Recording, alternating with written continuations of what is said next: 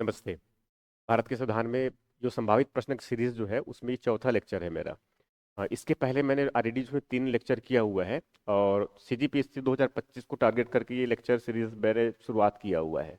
और अभी इसमें जो है भारत के संविधान उस सेगमेंट को ले रहा हूँ मैं। और भारत के संविधान और राज्य व्यवस्था से संबंधित मैंने पिछले लेक्चर में कुछ मैंने ये कह सकते हैं कि संविधान के विकास क्रम मतलब रेगुलेटिंग एक्ट से लेकर के मैंने इसमें नागरिकता तक काफी सारी चीजों को कवर किया हुआ है। ठीक है। अब उसमें जो है थोड़ा सा प्रश्न और भी होंगे, मगर अब मुख्यतः हमें देखना है एक्चुअल में मूल अधिकार से संबंधित चीजें हैं उनको वो। ठीक है। साथ में मैंने जैसे ही बताया था कि मैंने संविधान को भी साथ में अनुच्छेद को याद कराते चले जाऊंगा। संविधान के जो भाग है उनको भी साथ में देखना है, अनुसूची को भी देखना है। या फिर ओवरऑल में ये कहा जाए कि भारत के संविधान से जहां जहां से प्रश्न पूछने की संभावना लगता है, कि मेरा जो अनुभव है लंबा उसके बेसिस पर जहां से भी संभावना बनती है और जिस तरह से प्रश्न बनने की संभावना बनती है, मैं उन सबको साथ में लेने का प्रयास करूंगा। तो ये जो है आज अभी समझो कि मैं ये चौथा लेक्चर है मेरा। और इसमें जो है यहाँ से हम इसमें करीब मेरे ख्याल से 40 या 41 प्रश्न मैंने इसमें अब तक लिया हुआ है। और इसमें जो है उसके बाद देखना है एक्चुअल में। और इसमें जैसे बता रहा हूं मैं कि संविधान के भाग सबसे पहले क्या है उसमें उद्देशिका की बात किया था मैंने। और उद्देशिका के बारे में मैंने पहले ही निवेदन कर रखा है आप लोगों से कि उसकी जो प्रियम्बल है उद्देशिका, उनको बिल्कुल शब्दशः उनको याद कर लीजिए। संविधान के जो भाग में और भाग उनके जो विषय है उनको बिल्कुल याद कर लीजिए। संविधान में जो अनुसूची है उसके विषय उनको बिल्कुल याद कर लीजिए। कुछ प्रमुख जो है, जो संघ सूची, राज्य सूची और जो समवर्ती सूची की जो बहुत महत्वपूर्ण विषय है, जो बहुत सुर्खियों में रहे, उनको जरूर याद कर लीजिए। ये बहुत बेसिक चीजें हैं। और उसके बाद फिर जो है ये मूल अधिकार संबंधित प्रावधान तो बहुत इंपॉर्टेंट होते ही है। मूल अधिकार है, भाग 4 के जो राज्य की नीति निर्देशक तत्व है, ये बहुत इंपॉर्टेंट होते हैं। मूल कर्तव्य भी बहुत इंपॉर्टेंट है। और चूंकि इस बार चुनाव की भी प्रक्रिया हुई है तो इलेक्शन कमीशन भी बहुत सुर्खियों में रहा है। उपराष्ट्रपति का निर्वाचन भी हुआ है तो वो भी बहुत सुर्खियों में रहा है। 6वीं अनुसूची वो भी बहुत सुर्खियों में रहा है। ठीक है। तो बहुत सारे ऐसे विषय हैं जो एक्चुअली पूरे साल भर जो है किसी न किसी वजह से सुर्खियों में रहा है। और ऐसे भी अगर देखें तो भारत के संविधान का जो है उसमें कई ऐसे प्रावधान हैं जो पूरे साल भर कंटेम्प्रेरी बना रहता है, क्योंकि राष्ट्रपति, प्रधानमंत्री, कभी उपराष्ट्रपति, कभी सर्वोच्च न्यायालय, कभी चुनाव आयोग, ठीक है, किसी न किसी रूप में सुर्खियों में रहते हैं। जबकि वित्त आयोग सुर्खियों में आ गया। ठीक है। तो इससे बहुत सारी चीजें हैं ये। तो संविधान से स्वाभाविक रूप से प्रश्न इसलिए ज्यादा बनते हैं। ऐसे बहुत इंटरेस्टिंग सब्जेक्ट भी है। और ऐसे भी जो है भारत के एक नागरिक है, जागरूक नागरिक बनना चाहते हैं तो स्वाभाविक है हम अपने देश के संविधान को तो जानना ही चाहिए। ये तो बहुत बेसिक चीजें हैं। ठीक, ये अलग बात है कि हम 6वीं क्लास से लेकर के चलो अगर दूसरे बैकग्राउंड में चले गए आर्ट्स के अलावा, तो हो सकते हैं आप साइंस नहीं पढ़े होंगे, मगर 6वीं क्लास से लेकर 10वीं क्लास तो साइंस 6वीं क्लास से लेकर 10वीं क्लास तक तो संविधान तो पढ़े ही हैं नागरिक शास्त्र के रूप में। ठीक है। और यदि मान लो आर्ट्स अगर सब्जेक्ट है आपका तो उसमें हो सकता है आपने पॉलिटिकल साइंस लिया हो तो संविधान तो बिल्कुल इंपॉर्टेंट हो जाता है। और इन सबके बावजूद अगर नहीं भी है तो संविधान, चूंकि आप पीएचडी की तैयारी कर रहे हैं तो आवश्यकता है। और चूंकि अब सिलेक्शन होगा तो भी आपको संविधान के दायरे में ही काम करना है, संविधान ही आपको शक्ति देगा। तो संविधान को समझना बेहद इंपॉर्टेंट है, ना केवल एग्जाम निकालने के लिए, बल्कि आगे जो है जब सर्विस में भी जाएंगे आप तो भी संविधान ही जो है आपका रक्षा करने वाला है। तो स्वाभाविक है इनको बहुत अच्छे से हमें समझना चाहिए। तो चलिए समझते हैं संविधान की बातें। और इसमें संविधान से संबंधित ये, माफ कीजिएगा मैंने दूसरा इसमें शायद लगता है कि प्रश्न वाला निकाल रखा है। इसमें मुझे जो है संविधान निकालना है ना, प्रश्न दर्शन कहा गया था। तो हाँ, ये संविधान से संबंधित है। तो अब इसमें तो किसके पहले दर्शन की क्लास लिए हूं मैंने, आपको पता ही होंगे, आप लोग लेक्चर देखे होंगे तो उसमें तो भी तो संविधान है। उसके बाद फिर मैं कुछ दिन बाद में ही जो है इसमें 6-7 लेक्चर जब हो जाएंगे तो मैं भारत के इतिहास को भी पैरेलल चालू करूंगा। ठीक है। तो भारत के संविधान भी होता चला जाएगा, भारत के इतिहास भी होता चला जाएगा, और साथ में जो है इकोनॉमिक्स से भी पैरेलल शुरुआत कर लेंगे, साथ में करंट अफेयर्स भी कर लेंगे। तो पीएससी के जो है जितने सारे एस्पेक्ट है, जितने सब्जेक्ट है मेजर, ठीक है, उनको हम कवर करेंगे एमसीक्यूज के माध्यम से, मगर साथ में जो है उसमें मैं चीजों को समझाते चले जाऊंगा एक्चुअल में ये। तो अब इसमें जो है मैंने जैसे कि इसमें इसके पहले मैंने ये ऑलरेडी ये 40 प्रश्न कर रखे हैं, ये मैंने ऑलरेडी लास्ट लेक्चर में किया हुआ है। और इसके बाद फिर ये 41वें प्रश्न है इसमें ये। ठीक है। 41वें प्रश्न प्रश्न आपके सामने है, इनको बहुत आसानी से आप जवाब दे सकते हैं। ठीक है। ये बहुत सरल प्रश्न है, ये जानबूझ करके मैंने थोड़ा थोड़ा सिंपल सिंपल वे में जो प्रश्न रखा हुआ है कि जिनको सरलता से जवाब दिया भी जा सके। और ये बहुत लोकप्रिय प्रश्न है। ठीक है। ये प्रश्न जो है कई बार पूछा हुआ है। अब इसमें जैसे कि इसमें क्या है, निम्नलिखित में से किस अनुच्छेद को भारत का संविधान का हृदय एवं आत्मा कहा गया है। भारत के संविधान का हृदय, संविधान का हृदय एवं आत्मा, संविधान का हृदय एवं आत्मा। देखो इसके पहले जो है जब मैंने संविधान की जब उद्देशिका बता रहा था, ठीक है, तो संविधान की उद्देशिका जो है, तो उद्देशिका जिनको हम सामान्य भाषा में प्रस्तावना भी कह देते हैं, इनको सामान्य भाषा में जो है इनको कभी कभी इनको आमुख भी कहा जाता है। आमुख, आमुख कहते हैं, मतलब उनका जो है, और साथ में इनको कभी कभी संविधान का परिचय पत्र, इनको परिचय पत्र भी कहते हैं, इनको संविधान का सार भी कहते हैं। संविधान निर्माताओं के जो है मूल मंशा वो किसमें प्रतिबिंबित होता है, तो संविधान का जो उद्देश्य है उसमें। ये भारत के संविधान का उद्देश्य बताता है, ये संविधान का उद्देश्य, संविधान का लक्ष्य बताता है, ये भारत जो है किस तरह का होगा ये इसको बताता है, भारत के लोगों के लिए क्या लक्ष्य है ये बताता है। अब उसमें प्रश्न ये आता है, अगर मान लो जैसे कि क्या विकसित भारत का जो है लक्ष्य भारत के संविधान की उद्देशिका में है? विकसित भारत का लक्ष्य संविधान की उद्देशिका में नहीं है। लक्ष्य एक्चुअल में क्या है हमारे पास में, कि हम भारत को कैसे बनाएंगे, भारत के लोगों को हम क्या देना चाहते हैं। तो ये तो जो है इसमें संविधान का सार है, ठीक। मगर यह प्रश्न पूछा है कि संविधान का इसमें चार अनुच्छेद दे रखे हैं, अनुच्छेद 14 दे रखे हैं, अनुच्छेद 15 दे रखे हैं, अनुच्छेद 19 और अनुच्छेद 32। ये चारों अनुच्छेद बेहद महत्वपूर्ण है। अब इनमें से ये पूछ रहे हैं कि किसे, इन अनुच्छेदों में से किस अनुच्छेद को संविधान की आत्मा या फिर संविधान का हृदय कहा गया है। देखो आत्मा या फिर हृदय, ये एक्चुअल में अगर जैसे शरीर के रूप में अगर देखें तो हृदय सबसे इंपॉर्टेंट एलिमेंट है ना, सबसे इंपॉर्टेंट ऑर्गन्स है हमारे शरीर का। अगर हृदय धड़कना अगर बंद हो गया तो समझते हैं अब क्या स्थिति होगी, इस तरह का। तो इसीलिए जो है भारत के संविधान में जो है इसमें से कुछ एक अनुच्छेद है जिनको डॉक्टर अंबेडकर ने कहा कि संविधान सभा में कहा कि इनमें से जो एक अनुच्छेद है ये संविधान की आत्मा, संविधान का हृदय एवं आत्मा है, ठीक है। अब ये देखना है कि कौन सा अनुच्छेद। अब देखो अनुच्छेद 14 में जो है जानते हैं इसमें समानता का अधिकार है, इसमें समानता का अधिकार है, राइट टू इक्वलिटी है, ठीक है। समानता का अधिकार का मतलब यह है कि इसमें दो प्रकार की समानता की बात करता है। एक विधि के समक्ष समता, मतलब कानून के सामने सब समान होगा, इसकी बातें कहते हैं। दूसरा कानून का सबको समान संरक्षण, मतलब कानून के सामने जो है किसी प्रकार से कोई भेदभाव नहीं करने की बात कहता है। इसका मतलब यह है कि कानून के सामने सब क्या है, समान है। एक्चुअल में अगर देखा जाए तो शासन किसका हो रहा है यहाँ पर, कानून का शासन हुआ ना, किसी व्यक्ति का शासन नहीं है। तो अनुच्छेद 14 में क्या है कि इसमें समानता का अधिकार है, जिसमें जिसमें विधि के समक्ष समता, मतलब कानून के समक्ष समता और कानून का समान संरक्षण। तो स्वाभाविक है इसको तो जो है डॉक्टर अंबेडकर ने नहीं कहा है, ये इसमें नहीं है। अनुच्छेद 15, तो अनुच्छेद 15 में जो है जो मूल अधिकार से संबंधित भाग 3 है उसी का हिस्सा है ये।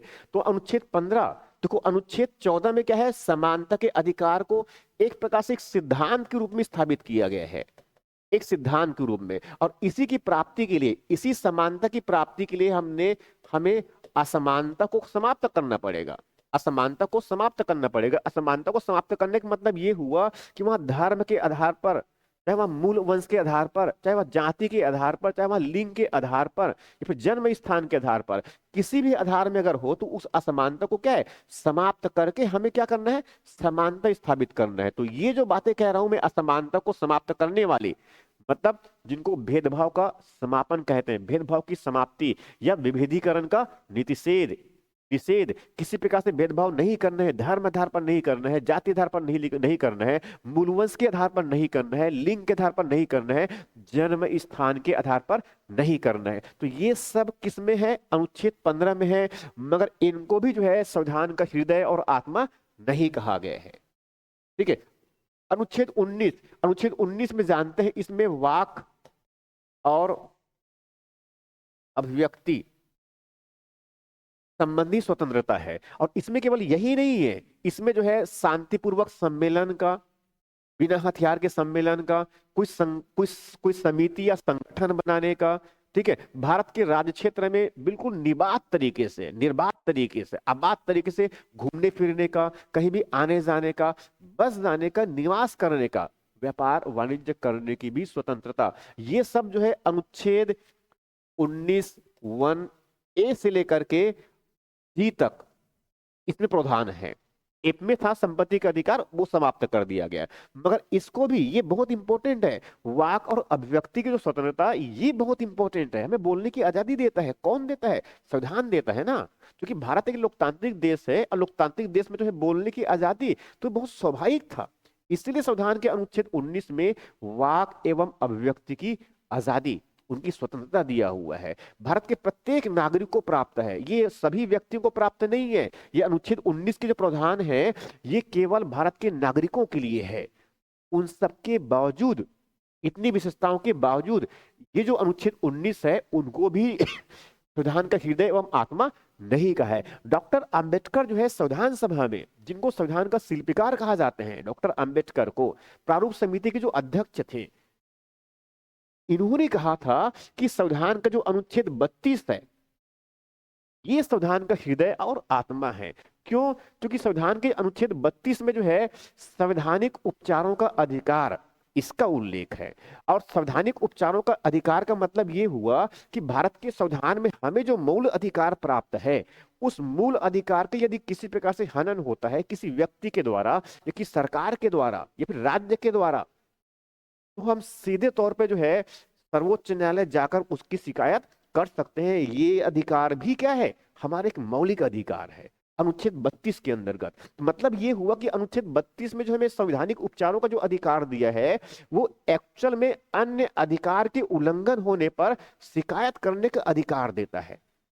इसीलिए संविधान के अनुच्छेद 32 को संविधान का अनुच्छेद, उसमें संविधान का हृदय एवं आत्मा कहते हैं। तो उत्तर क्या होगा हमारा? डी। देखो, मैंने केवल अब यहां पर केवल विकल्प बता के मैं अगर आगे बढ़ जाता तो फिर ये आपकी समझ नहीं बनती ना, फिर उसमें पढ़ने का कोई मतलब नहीं होता। तो ठीक, मैं ऐसे कर सकता हूं, मगर मैं एक्चुअली ऐसा नहीं करना चाहता हूं। मैं चाहता हूं कि मैं भी आपको समय दे रहा हूं और आप भी अपना कीमती समय दे रहे हैं, तो निश्चित रूप से जो है इसमें यहाँ पर 4 मैंने फैक्ट्स बताया, 4 अनुच्छेद है। तो 4 अनुच्छेद में क्या है, आप ये बात भी समझे, और साथ में ये अनुच्छेद क्यों रखे गए हैं, हमें ये भी समझ में आना चाहिए। ठीक है, तो ये उत्तर क्या आ गया इसमें? डी। अब उसके बाद अगला जो प्रश्न है इसमें है, वो क्या है? अगला जो प्रश्न है इसमें, अब देखो थोड़ा छोटा छोटा प्रश्न है इसमें, ये छोटा छोटा प्रश्न है, मगर हाँ बहुत सारगर्भित है, और इसको मैं हर प्रश्न को बहुत अच्छे से डील करूंगा वो। ठीक है, जैसे कि निम्न प्रश्न, इनमें प्रश्न क्या है? निम्नलिखित में से कौन सा कारक किसी उदार लोकतंत्र में स्वतंत्रता की सर्वोत्तम सुरक्षा को निश्चित करता है? देखो, भारत में जो है अभी कई प्रकार से जो है बातें अक्सर चल ही रही होती है, जानते हैं। कहीं पर वोट चोरी का मामला चलता है, मतलब बातें ऐसे आती है, चुनाव जब भी होता है तो उसमें वोट चोरी, ठीक है, इस तरह का से कई और चोरी वाले बात अभी जानते हैं कि पार्लियामेंट में जो सेशन चल रहा है हमारा, उसमें भी काफी सारी बातें चल रही है। इनके साथ साथ जो है इसमें बहुत सारी ऐसी एक्टिविटीज है कि कभी कभी ऐसा कहते हैं कि बोलने से रोका जा रहा है। तो कहीं अगर मान लो इंटरनेट बंद कर दिया, जानते हैं कि नेपाल में जेनजी वाला पूरा इंटरनेट बंद करने का ही पूरा बवाल हुआ था। ऐसे बहुत सारी एक्टिविटीज होते हैं। तो उसी क्रम में जो है हमें समझना है कि चूंकि अब देखो भारत एक्चुअल में क्या है, लोकतांत्रिक देश है। संविधान की उद्देशिका में बहुत स्पष्ट रूप से लिखा है कि भारत एक क्या है, लोकतांत्रिक देश का रक्ष रखा हुआ है। हम भारत को एक लोकतांत्रिक देश बनाना चाहते हैं, हमने ठीक संविधान में स्थापित कर रखे हैं, मगर हम अपनी लोकतंत्र को और मजबूत करना चाहते हैं। ऐसे तो बहुत स्वाभाविक रूप से कहते हैं कि भारत जो है लोकतंत्र की जननी है। इतिहास में बहुत पुराने समय, लगभग अब से जो है समझो कि लगभग में जो है 3000 साल पहले हमारे भारत में जो है गणतंत्र हुआ करता था। वैशाली बहुत इंपॉर्टेंट गणतंत्र हुआ करता था, जहां पर लोकतांत्रिक तरीके से निर्णय लिए जाते थे। इसीलिए कहते हैं भारत को लोकतंत्र की जननी। भारत विश्व का सबसे बड़ा लोकतंत्र भी है और लोकतंत्र की जननी भी। तो अब स्वाभाविक है, जब भारत के संविधान में हमने लोकतांत्रिक देश बनाने का अगर लक्ष्य रखा हुआ है, तो लोकतंत्र में सबसे महत्वपूर्ण क्या होता है? उनकी आजादी, उनकी स्वतंत्रता, लोगों की स्वतंत्रता, लोगों को विचार करने की स्वतंत्रता, लोगों को अपने विचारों को अभिव्यक्त करने की स्वतंत्रता, कहीं भी आने जाने का, निवास करने का, रहने का, अपने मत को रखने का, उनकी स्वतंत्रता। तो स्वाभाविक है इस प्रकार से अगर कोई देश लोकतंत्र में इतने इस तरह से लोगों के अधिकार को अगर प्रोटेक्ट करता है, उनको सुरक्षित करता है, तो वो देश की जो लोकतांत्रिक प्रणाली है उनको कहा जाता है कि वह उदार लोकतांत्रिक प्रणाली है, लिबरल डेमोक्रेसी। तो भारत चूंकि जो है ना केवल अपने नागरिक बल्कि समाज के जो कमजोर वर्ग है उनके हितों की रक्षा करता है, इसीलिए भारत की लोकतंत्र को उदार लोकतंत्र, भारत की लोकतंत्र को क्या है, उदार लोकतंत्र। उदार देखो, लोकतंत्र उदार भी हो सकता है, लिबरल, लोगों को अपने मत रखने का अवसर देता है। ठीक है, संसद भवन के बाहर जो है क्या है, वोट चोरी की बेसिस पर वहां पर हम उसमें धरना भी लगा सकते हैं, तो ये भी तो क्या है, लोकतंत्र के प्रति खुले तरीके से, बिल्कुल बेदाग तरीके से आप बोल सकते हैं, बोलने की आजादी है, कहीं भी आ जा सकते हैं स्वाभाविक रूप से। तो ये क्या है, एक उदार लोकतंत्र का परिचायक होता है। भारत के संविधान में हमने उदार लोकतंत्र को स्थापित किया है, कठोर लोकतंत्र को नहीं।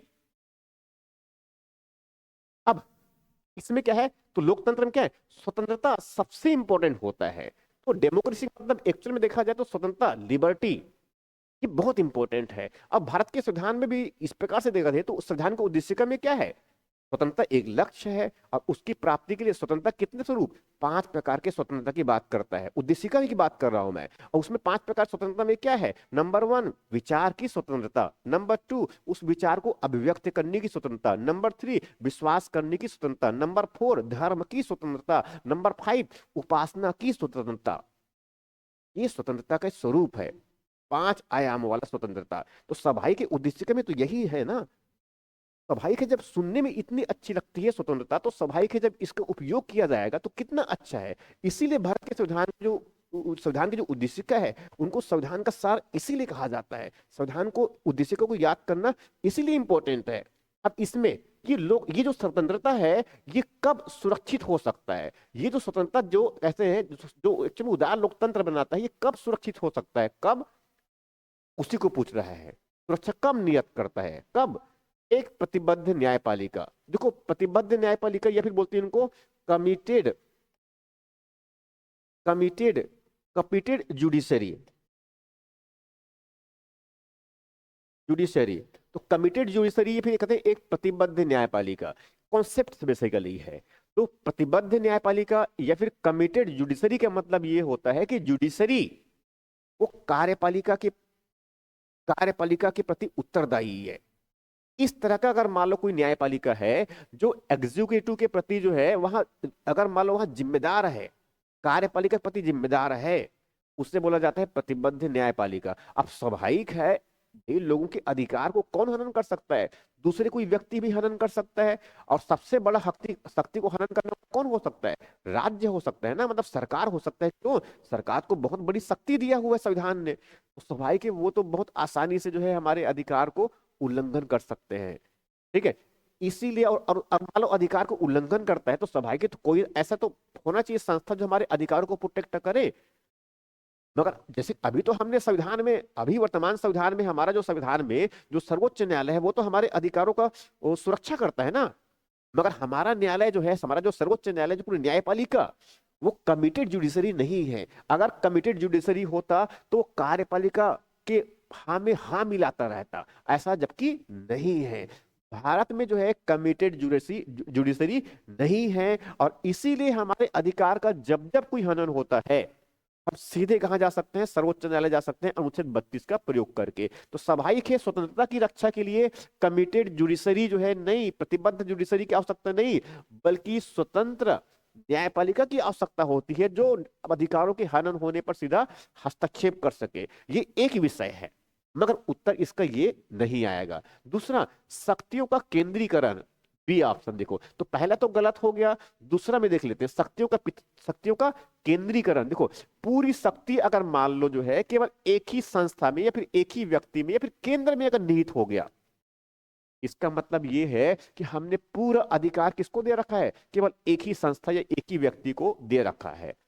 तो स्वाभाविक रूप से जब शक्ति जब मिलता है किसी भी व्यक्ति को या संस्था को, तो स्वाभाविक उस शक्ति का दुरुपयोग करने की संभावना भी बनती है। ऐसा हो सकता है कि वहां हमारे अधिकारों का जो है, वहां अधिकारों का हमारा जो है हनन करे अपनी शक्ति का प्रयोग करके। तो स्वाभाविक इससे तो जो है हमारे अधिकार का और हमारी जो स्वतंत्रता है उस पर हमेशा खतरा बना रहेगा ना, उस पर हमेशा खतरा बना रहेगा। जैसे कि अभी वर्तमान में भारत सरकार ने जो है एक एक जो है साथी ऐप ठीक है, एक साथी जो है एक एक ऐप लॉन्च किया था, साथी ऐप। कुछ समय बाद में सरकार ने जब उनका विरोध किया तो उसने उसको जो है मैंडेटरी नहीं किया मोबाइल कंपनियों को वो। ठीक है, तो ये जो है शक्ति का केंद्रीकरण, तो ये सीधे तौर पे हमारी स्वतंत्रता को जो है बाधित कर सकता है, तो यहां भी उत्तर नहीं आएगा। तीसरा, निर्वाचित सरकार। निर्वाचित सरकार जो है, क्या हमारी शक्ति, हमारी स्वतंत्रता को बिल्कुल 100% प्रोटेक्ट कर सकता है? देखो, सरकार तो अभी निर्वाचित है ही हमारे पास में, मगर उसके बावजूद भी हमारी स्वतंत्रता तो बाधित होती है ना, कई अलग अलग तरीके से, कई अलग तरीके से बाधित होती है ना। तो निर्वाचित सरकार भी जो है हमारी स्वतंत्रता को पूरी तरह प्रोटेक्ट नहीं कर सकता। ठीक है, यह मतलब उत्तर क्या होगा इसका? सी भी नहीं आएगा। अब तो लास्ट में बचा है, मैंने यहां तक पहुंचा दिया है, तो उसमें उत्तर आएगा क्या? डी। मगर हमें समझना है कि डी क्यों उत्तर आएगा। भाई, हमारी जो स्वतंत्रता है, हमारी स्वतंत्रता को सिक्योर करने में शक्ति के पृथक्करण की क्या भूमिका? शक्ति के पृथक्करण का मतलब होता है separation of power. Separation of power, separation of power किसके किसके बीच में? सेपरेशन ऑफ पावर किसके किसके बीच में? तो कार्यपालिका। कार्यपालिका का मतलब क्या होता है? सरकार। और विधायिका, विधायिका का मतलब क्या होता है? संसद। और न्यायपालिका, मतलब पूरा हमारा सुप्रीम कोर्ट से लेकर इधर जो भी न्यायालय है। तो भाई के संविधान ने तीनों को अपनी अलग अलग शक्ति दे रखा है, तीनों को अलग अलग शक्ति दे रखा है, और तीनों अपने दायरे में काम करता है। तब जाकर के कार्यपालिका अगर मान लो हमारे मौलिक अधिकार का हनन करने का कुछ प्रयास करता है, तो सीधा उनको जो है कौन?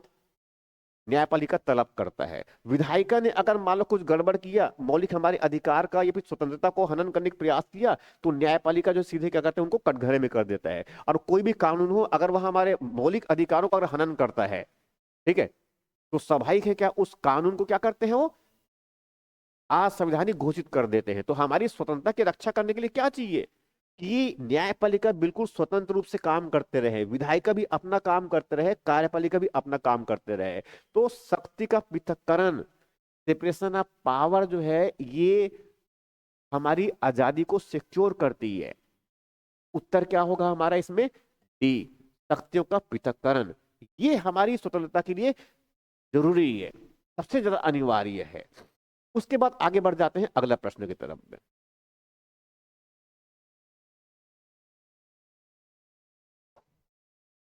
अगले प्रश्न की तरफ में, ठीक है। धार्मिक कार्यों के प्रबंधन की स्वतंत्रता में किस आधार पर प्रतिबंध नहीं लगाए जा सके? देखो, संविधान के जो है अनुच्छेद 14 से लेकर के, चलो अनुच्छेद 12 में तो एक्चुअल में क्या है, इसमें राज्य की परिभाषा दे रखा है, इसमें राज्य की परिभाषा है। ठीक है, और अनुच्छेद 13 में जो है, अनुच्छेद 13 में जो है मौलिक मूल अधिकारों से जो असंगत, मूल अधिकारों से जो असंगत, मूल अधिकारों से जो असंगत, असंगत जो कानून है, उनकी क्या स्थिति होगी, उनके बारे में दे रखा है कि मतलब वो क्या हो जाएगा, शून्य हो जाएगा। यदि मैं मौलिक अधिकार का अगर हनन करता है, तो वो कानून क्या होना चाहिए? शून्य होना चाहिए। ठीक है, इसके बाद जो शुरुआत होता है अनुच्छेद 14 से लेकर के, 14 से लेकर के 18 तक, इसमें समानता का अधिकार है, समानता का अधिकार। ठीक है, 19 से लेकर के जो है 22 तक, इसमें स्वतंत्रता का अधिकार है। ठीक है, 23 से लेकर के जो है 23 और 24 में जो है शोषण के विरुद्ध अधिकार है, शोषण के विरुद्ध अधिकार। ठीक, उसी क्रम में अगर देखेंगे तो उसमें 25 से लेकर के जो है 28 तक, इसमें जो है धार्मिक स्वतंत्रता का अधिकार है। 29 और 30 में इसमें संस्कृति प्लस शिक्षा संबंधी अधिकार है। और उसमें 32 में जो है जानते हैं, इसमें संवैधानिक उपचारों का अधिकार है। राइट, तो ये तो बेसिक स्ट्रक्चर हो गया इसमें। अब इसमें थोड़ा सा देखना है हमें है कि जो इसमें स्वतंत्रता के अधिकार, जैसे कि इसमें किसकी बात कर रहा है? धार्मिक स्वतंत्रता के अधिकार की बात कर रहा है। तो अनुच्छेद 25 से लेकर के 28 तक में क्या है? धार्मिक स्वतंत्रता का अधिकार है। अनुच्छेद 25 में तो बहुत स्पष्ट रूप से कहता है, अनुच्छेद 25 में बहुत स्पष्ट रूप से कहता है कि धर्म के अंतःकरण, मतलब उसमें क्या है? अंतःकरण का, ठीक है, उसमें धर्म के प्रचार प्रसार का, ठीक है, अपने तरीके से उनका जो है, उनके अपना तरीके से उनको जो है उसमें आचरण करने का, तो ये सब अधिकार हमें देता है। ये कौन? अनुच्छेद 25 देता है। इसी क्रम में जाएंगे तो अनुच्छेद 26 में बहुत स्पष्ट लिखा हुआ है धार्मिक कार्यों के प्रबंधन का अधिकार। मगर इस पर जो है कुछ नियंत्रण भी है, इस पर थोड़ा सा कह सकते हैं हम तार्किक नियंत्रण लगाए हैं। ठीक है, संविधान में ही किया हुआ है। तो उसमें पूछ रहा है कि अनुच्छेद, देखो अनुच्छेद 26, ये धार्मिक कार्यों के प्रबंधन की स्वतंत्रता किस में है, ये अनुच्छेद 26 में है। अब अनुच्छेद 26 में है, और अनुच्छेद 25 में क्या बताया मैंने, धर्म के में अंतःकरण की स्वतंत्रता, उसमें जो है साथ में धर्म के प्रचार प्रसार का, उनके उपासना का, जो भी तरीका ये इनका है। तो ये एक्चुअली क्या है, ये धार्मिक स्वतंत्रता अनुच्छेद 25 वाला है। अनुच्छेद 26 में क्या बात कह रहा है, कि अनुच्छेद 26 में कह रहा है कि धार्मिक कार्यों के प्रबंधन की स्वतंत्रता, कोई भी धार्मिक कार्य है तो ये प्रत्येक व्यक्ति, प्रत्येक नागरिक को अधिकार है, प्रत्येक नागरिक की बात करता है ये। ठीक है, तो वो जो है अपने कार्यों, धार्मिक कार्यों के प्रबंधन की कुछ स्वतंत्रता है, मगर इस पर कुछ प्रतिबंध भी है, इस पर कुछ लिमिटेशंस लगाए हैं संविधान ने। तो वही संविधान में लिमिटेशंस कौन कौन से, इसमें एक तो क्या है, लोक व्यवस्था, ये बिल्कुल सही है। मंदिर कहीं पर अगर मान लो गणेश जी की स्थापना कर रहे हैं तो ठीक है, आजादी है, गणेश जी की स्थापना कर सकते हैं। मगर गणेश जी की स्थापना अगर मान लो आपने बिल्कुल जी रोड में, मेन रोड में कर दिया, तब तो आना जाना समस्या हो जाएगा, लोगों के लिए सामान्य जो व्यवस्था बना है वो खराब हो जाएगा। तो ऐसा भी नहीं कर सकते, मतलब ये बिल्कुल सही है। ठीक है, इसे पूछा क्या है कि प्रतिबंध नहीं लगाए जा सकते, इसकी बात पूछ रहा है ना। सदाचार, तो शिष्टता स्वाभाविक है भाई, शिष्टाचार के अगेंस्ट अगर मान लो कोई धार्मिक कार्य हम कर रहे हैं, ठीक है, धार्मिक है ऐसा करके, तो स्वाभाविक अगर शिष्टाचार की या फिर शिष्टता के बिल्कुल अगेंस्ट रहे तो स्वाभाविक उस पर तो जो है प्रतिबंध लगाए जा सकते हैं ना। तो इसके आधार पर भी प्रतिबंध लगाए जा सकते हैं। स्वास्थ्य, स्वास्थ्य के आधार पर, स्वास्थ्य के आधार का मतलब ये, चलो ठीक, उपवास रह रहे हैं, धार्मिक में उपवास रहते हैं, ये बिल्कुल सही बात है। मगर इसमें जो है अगर मान लो उपवास रहने से अगर स्वास्थ्य और सेहत खराब हो रहा है हमारा, तो स्वाभाविक है, और उसमें पता चला कि उसमें बहुत लगातार खराब होते चले गए और पता चला कि अंतिम स्थिति में है, और फिर भी हम कह रहे हैं कि हम उपवास हैं अभी भी। ठीक है, तो स्वाभाविक है, संविधान का अनुच्छेद 21 तुम्हें प्राण और जीवन का अधिकार, दैहिक स्वतंत्रता का अधिकार देते हैं ना, हमें तो जीवन का अधिकार देता है। संविधान का अनुच्छेद 21 जो है हमें मरने का तो अधिकार नहीं देता है ना। तो स्वास्थ्य का ध्यान रखना, तो इसके आधार पर जो है धार्मिक स्वतंत्रता को सीमित किया जा सकता है। तो उत्तर इसमें क्या बच गया, अब इसमें केवल सी, साधारण जनता के हित में, ये ऑप्शन इसमें नहीं है। मतलब धार्मिक कार्यों के प्रबंधन को जो है इसमें लोक स्वास्थ्य के आधार पर, सदाचार के आधार पर और स्वास्थ्य के आधार पर, उस आधार पर प्रतिबंध लगाए जा सकते हैं। अनुच्छेद 26 में यही बातें हैं। साधारण जनता के हित में ये प्रतिबंध नहीं लगाए जा सकते। तो उत्तर क्या होगा हमारा, सी। अगला प्रश्न, अगला प्रश्न, ये प्रश्न बहुत इंपॉर्टेंट है। हालांकि पिछले कुछ वर्ष पहले जो है इनको आईएएस में पूछा गया है, यूपीएससी के पेपर में पूछा गया है, सीएससी यूपीएससी के सिविल सर्विसेज एग्जाम में उसमें पूछा गया था। मगर फिर भी मुझे लगा कि बहुत इंपॉर्टेंट है ये, इसीलिए मैंने जानबूझकर इसको रिपीटेड के फॉर्म में रख रखा है। इसमें प्रश्न ये है कि नैसर्गिक न्याय का सिद्धांत, नैसर्गिक न्याय, ठीक है, नैसर्गिक न्याय का मतलब होता है नेचुरल जस्टिस, नेचुरल जस्टिस, प्राकृतिक न्याय कहते हैं इनको। वो प्रकृति न्याय किस प्रकार से करता है, अब इनको समझिए। प्रकृति का मतलब क्या है, सूर्य प्रकृति की एक शक्ति है। क्या वो कोई भेदभाव करता है, कोई एक थोड़ा काला दिख रहा है, गोरा दिख रहा है तो मुझे इनको कम धूप देना चाहिए, इनको ज्यादा धूप देना चाहिए। बारिश जब होता है तो क्या वो कोई भेदभाव करता है, नहीं करता ना। इसे कहते हैं प्राकृतिक न्याय, प्रकृति के द्वारा किया गया न्याय। इसका मतलब प्राकृतिक न्याय क्या होता है, वो पूरी तरह से 100% निष्पक्ष होता है। प्रकृति के न्याय का जो बेसिक जो आधार होता है वह होता है निष्पक्षता, कोई भेदभाव नहीं, भेदभाव रहित, लेस मात्र भी भेदभाव उसमें नहीं है। ये है प्राकृतिक न्याय, नेचुरल जस्टिस कहते हैं, नैसर्गिक न्याय। अब ये पूछ रहा है कि नैसर्गिक न्याय का सिद्धांत संविधान के किस अनुच्छेद में निहित है। चार बहुत इंपॉर्टेंट अनुच्छेद है और सभी बहुत इंपॉर्टेंट है इसमें। अब देखिए इनमें अनुच्छेद 32, जैसे मैंने बताया कि अनुच्छेद 32 में क्या है, इसमें संवैधानिक उपचारों का अधिकार है। इसमें क्या है, संवैधानिक उपचारों का अधिकार है। अब संवैधानिक उपचारों का जो अधिकार है, संवैधानिक उपचारों का जो अधिकार है वो अनुच्छेद 32 में है, जिनको संविधान का हृदय एवं आत्मा कहा गया है, जिनको संविधान का हृदय एवं आत्मा कहा गया है। मगर इसमें नैसर्गिक न्याय का सिद्धांत अनुच्छेद 32 में नहीं है। वो हमें मौलिक अधिकारों के उल्लंघन होने पर सीधे सर्वोच्च न्यायालय में जाने का अधिकार देता है, मौलिक अधिकारों के सुरक्षा के लिए। मगर ये जो है नैसर्गिक न्याय के सिद्धांत को स्थापित नहीं करता। इसके बाद अनुच्छेद 21, अनुच्छेद 21 में जानते हैं इसमें प्राण एवं दैहिक स्वतंत्रता का अधिकार है। इसमें प्राण और दैहिक स्वतंत्रता, दैहिक स्वतंत्रता मतलब हमें जीवन का जो अधिकार मिला है, तो हमें यह अधिकार जीने का किसने दिया? संविधान ने दिया है। हमारे शरीर पर हमारा ये अधिकार होगा, किसी और का अधिकार नहीं। इसे क्या बोलते हैं? दैहिक स्वतंत्रता। कोई हमें बंदी नहीं बना सकता, कहीं पर हमें कैद नहीं कर सकता। तो ये हमें आजादी किसने दिया है? अनुच्छेद 21 ने दिया है। मगर इसमें भी जो है नैसर्गिक न्याय का सिद्धांत शामिल नहीं है। अनुच्छेद 19, अनुच्छेद 19 में बताया मैंने, इसमें वाक एवं अभिव्यक्ति की स्वतंत्रता, इनके साथ साथ इसमें और भी है, कहीं पर सम्मेलन करने का, बिना हथियार के सम्मेलन करने का, समिति संगठन संघ बनाने का, भारत के राज्य क्षेत्र में कहीं भी आने जाने का, घूमने फिरने का, कहीं भी निवास करने के, बस जाने का, व्यापार वाणिज्य करने की स्वतंत्रता, ये सब किसमें? अनुच्छेद 19 में। इसमें फिर भी जो है ये नैसर्गिक न्याय का सिद्धांत नहीं है। नैसर्गिक न्याय का सिद्धांत सम्मिलित है अनुच्छेद 14 में। अनुच्छेद 14 में जानते हैं कि समानता का अधिकार की बातें हैं। मुख्य रूप से दो बातें हैं, विधि के समक्ष समता और विधियों का समान संरक्षण। इसका मतलब यह है कि कानून के सामने सब क्या है? समान है। कानून से ऊपर कोई नहीं है। ये स्थापित कर रहा है, ये स्थापित करता है कि भारत में जो है सर्वोच्च कौन है? कानून है। और कानून जो है किसी प्रकार से किसी के साथ कोई भेदभाव नहीं करता है। इसीलिए कहते हैं कि संविधान का जो अनुच्छेद 14 जो है, ये नैसर्गिक न्याय के सिद्धांत को स्थापित करता है।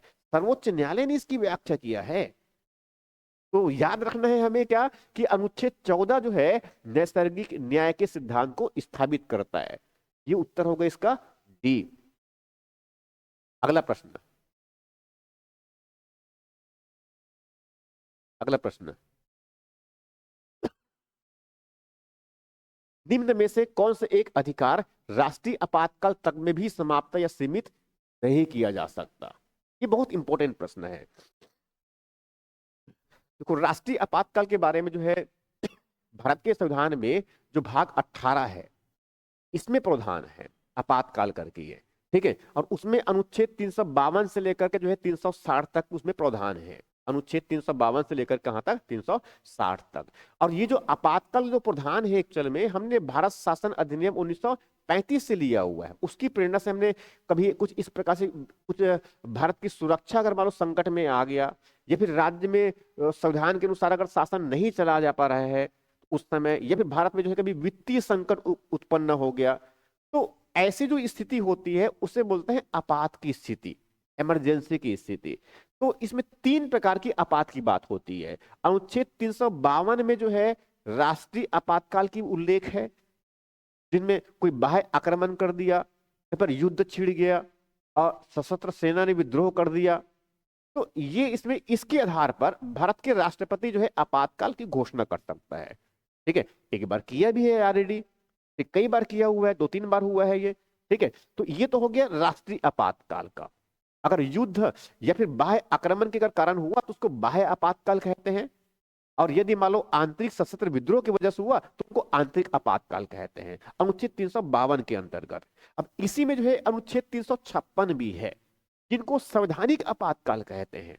अनुच्छेद 356 में जो है उनको कहते हैं संवैधानिक आपातकाल कहते हैं। अब संवैधानिक आपातकाल का मतलब क्या है, कि कोई राज्य में भी शासन करने के लिए संविधान में व्यवस्था क्या दे रखा है, कि वहां पर राज्यपाल होगा और राज्यपाल की सहायता और सलाह के लिए उनके मंत्री परिषद होगा। वैसे ही शासन चलाना है ना, ऐसी शासन शासन चलाना है। अब वो जो मंत्री परिषद होगा वो विधानसभा के प्रति उत्तरदायी होंगे। तो संविधान ने राज्य में शासन करने के लिए इस तरह की व्यवस्था बनाया है ना। मगर अब कल्पना कीजिए कि अगर मान लो मंत्री परिषद की अगर गठन नहीं हुआ, तब राज्यपाल क्या करेगा? परिस्थिति ऐसी उत्पन्न हो गया कि मंत्रिपरिषद ही गठन नहीं हुआ, तब राज्यपाल क्या करेगा? राष्ट्रपति को लिखेगा कि भाई संविधान में यहाँ पर जैसा व्यवस्था दे रखा है उसके अनुसार चलाना, संविधान उसके अनुसार शासन को चलाना मुश्किल हो गया है। और चूंकि राज्य किसका है? संघ का राज्य है। और सभाई के संघ मतलब किसका? भारत संघ। तो सभाई के अब उस राज्य में शासन करने की जिम्मेदारी किसके पास चली जाएगी? राष्ट्रपति के पास चली जाएगी। इसीलिए अनुच्छेद 356 में जो है उस पर्टिकुलर राज्य में ऐसी जब परिस्थितियां होगी तो वहां पर राष्ट्रपति शासन लगाया जाता है। मणिपुर में जानते हैं राष्ट्रपति शासन अभी भी चल रहा है वहां पर। ये इस तरह से ये तो अनुच्छेद 356 में क्या है? राष्ट्रपति शासन, जिनको हम संवैधानिक आपातकाल भी कहते हैं। अनुच्छेद 360 वित्तीय आपातकाल। हालांकि अभी तक भारत में एक बार भी ऐसा इतनी खराब भारत की जो वित्तीय स्थिति कभी भी नहीं रहा है कि हमें वित्तीय आपातकाल की घोषणा करना पड़े। तो अनुच्छेद 360 में तो ये तीनों अनुच्छेद को बहुत इंपॉर्टेंट है, ध्यान में रखना है। और चूंकि आपातकाल जो है 1975 में एक बार लगाया गया था, उसके बाद अगर देखें तो उसका हमने जो है अभी 75 और इधर 25 साल, उधर 25 साल, 50 वर्ष पूरा हुआ है। तो फिर इस बात को भी ध्यान में रखना है कि आपातकाल जो है आपातकाल के 50 वर्ष पूरा हुआ है तो इमरजेंसी वाला प्रोत्साहन हो सकता है प्रश्न पूछ दे। इस बात को भी ध्यान में रखना है। 1975 में जो लगाया गया था आपातकाल तो उसके 50 वर्ष पूरा हुआ है और बीच में सुर्खियों में भी था ये सब चीज, जून में था उसमें, सुर्खियों में भी था। तो इसको भी ध्यान में रखना है ये।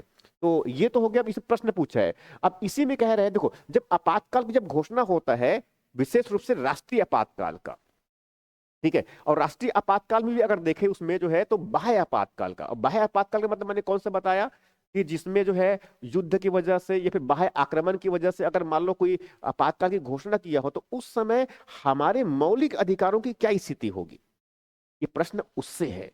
थोड़ा कॉम्प्लेक्स है कह सकते हैं, मगर फिर भी जो है कॉम्प्लेक्स प्रश्न को हल करने से मजा भी आता है। और इस तरह के प्रश्न को अगर मान लो हल करते हैं तो स्वाभाविक है बाकी और प्रश्न तो हल हो ही जाएंगे। क्योंकि देखो ये एक प्रश्न है, मगर इस एक प्रश्न में जो है काफी सारे फैक्ट्स को एक साथ में आपको बताने का, समझाने का प्रयास कर रहा हूं मैं। और चीजों को कैसे देखना है, देखो प्रश्न को हल करने के तरीके एक ये भी हो सकता है उत्तर बस आपने पहले से नीचे मार्किंग किए और आगे बढ़ गया, मगर कोई खास मतलब नहीं होगा ना। हमें समझना है चीजों को, हमें समझना है कि एक्चुअल क्वेश्चन आते कैसे हैं और क्वेश्चन बनाते कैसे हैं। अब यहां पर जैसे मैं बताया कि राष्ट्रपति राष्ट्रीय आपातकाल तक में समाप्त या सीमित नहीं किया जा सकता। किस कौन सा मूल अधिकार को, कौन सा मूल अधिकार, ये एक्चुअली अधिकार का मतलब ये मूल अधिकार की बात कर रहा है ये, मूल अधिकार को। अब मूल अधिकार के बारे में जानते हैं, इसमें अनुच्छेद 14 से लेकर के जो है हमारे पास कितना है, अनुच्छेद 32 तक, इसमें कुल कितना 6 मूल अधिकार है। अनुच्छेद 14 से लेकर 32 तक में कितने 6 मूल अधिकार वर्तमान में। तो अब ये पूछ रहे हैं कि आपातकाल में, राष्ट्रीय आपातकाल में कौन सा मूल अधिकार को ना तो सस्पेंड, ना तो सीमित कर सकते हैं और ना तो उनको समाप्त कर सकते हैं, किस मूल अधिकार को वो। तो अब इसमें देखते हैं,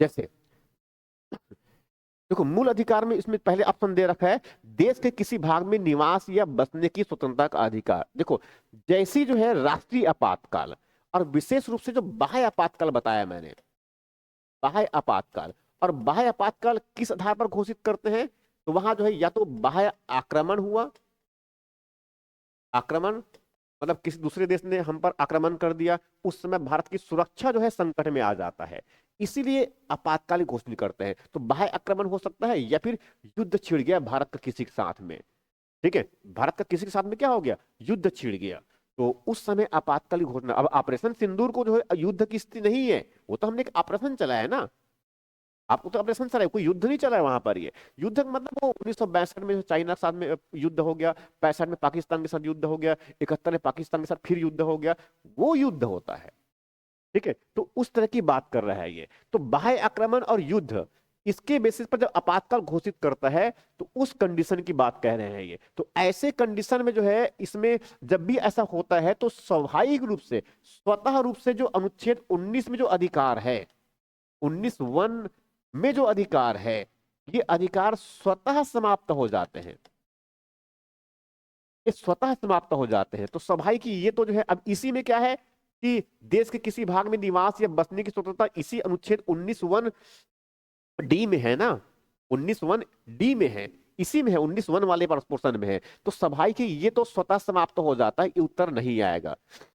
दूसरा, दूसरा इसमें क्या है, चलो उसके मैं थोड़ा उत्तर को पहले ले रहा हूं इधर से, ठीक है। इसमें वृत्ति उपजीविका स्वतंत्रता के अधिकार, वृत्ति या उपजीविका मतलब क्या है, जैसे इसी अनुच्छेद 19 एफ में है, एफ जी में है, अनुच्छेद 19 वन जी में है, अनुच्छेद 19 वन जी में है। वृत्ति मतलब क्या होता है, कोई भी अपने रोजगार पेशा करने का, और उपजीविका, उपजीविका मतलब क्या है, आजीविका, रोजगार, रोजी मंजूरी, उनकी स्वतंत्रता का अधिकार। तो ये भी एक्चुअली में ऑटोमेटिकली इसी अनुच्छेद 19 जब सस्पेंड हो रहा है तो ये तो सस्पेंड हो गई ही।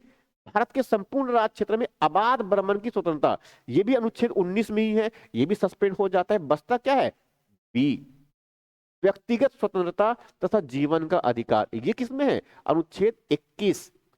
अनुच्छेद 21 में क्या है, प्राण एवं दैहिक स्वतंत्रता का अधिकार। संविधान में दो अनुच्छेद है, संविधान में दो अनुच्छेद ऐसे हैं, एक अनुच्छेद है 21 और एक अनुच्छेद है 20।